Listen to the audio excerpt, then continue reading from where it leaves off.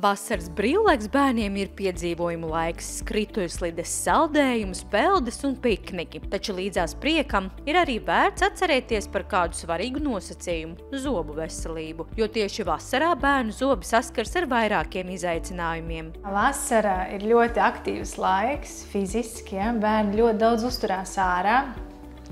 Vairāk kā ziemā, un mēs ļoti daudz saskaramies arī ar zobu traumām. Tādēļ es vēlos atgādināt par ķiveres nozīmīgumu, un nepieciešamību, ja mēs braucam ar riteni vai ar skrējriteni. Skateparki ir zobiem ļoti bīstama vieta, paturam to vienmēr prātā un atgādinam bērniem, ka ir svarīgi uzvilkt ķiveri, lai tā vienmēr ir galvā. Ja nodarbojamies ar kontaktsporta veidiem, arī basketbols, piemēram, zobu kapes ir jāvalkā ļoti svarīgi, lai būtu zobu kapes, lai bērns pasargātu sevi no zobu traumām. Zobu trauma – tas nav tikai izsist zobs, tas var būt arī plais emaljā, ko bērns pat nepamana. Drošība sākas ar ieradumiem. Tas attiecas arī uz lielo kāru saldumiem, kad karstā dienā gribas kaut ko saldu vai atspirdzinošu. Saldējums, limonāde un sulas kļūst par ikdienu. Taču katra reize, kad mutē nonāk cukurs, zobu emalja tiek apdraudēta. Kāries zobos ir pirmais, kas mums pasaka,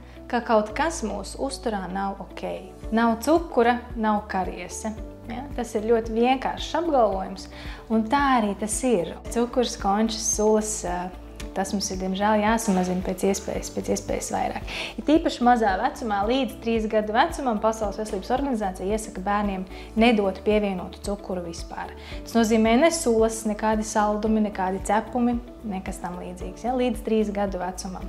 Lielākā daļa bērnu nespēja atteikties no gardas konfektes, saldējumu vai sulas glāzes karstā dienā, un tas ir pavisam saprotami. Tieši tāpēc ir īpaši svarīgi atcerēties par pareizu zobu higiēnu. 2 reizes dienā ir absolūti pietiekoši, no rīta pēc brokstīm un vakarā tieši pirms miega. Mēs iesakām zobus bērnam pārtīrīt līdz 8 gadu vecumam. Pārtīrīt nozīmē, vecāks ņem rokās zobu birsti un tīra bērnam zobus.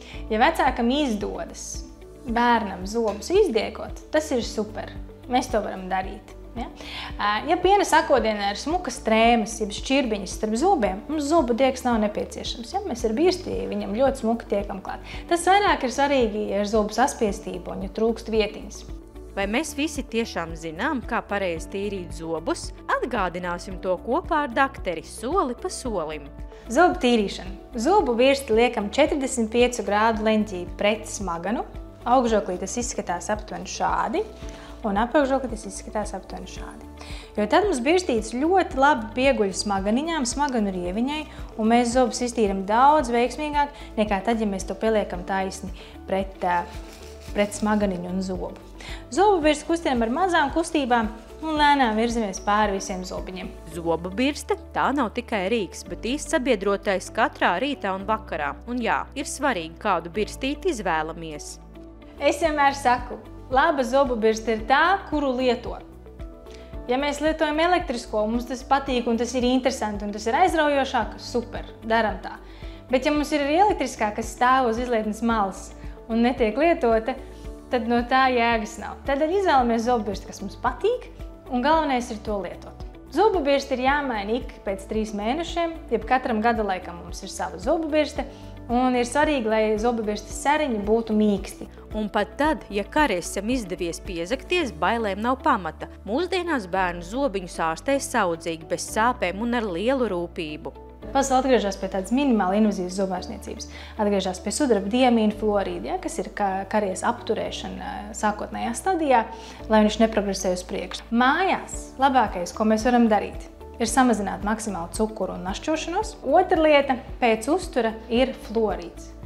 Fluorīds glābj mūsu zobus no karies. Jo rūpīgāk mēs zobus notīram, noņemam atlikušo ēdienu no zobiem, jo labāk zobpastā fluorīds tiek klāt zobiem, un viņš spēj remineralizēt emalju, padarīt to stiprāku un pasargāt zobus no cauruma.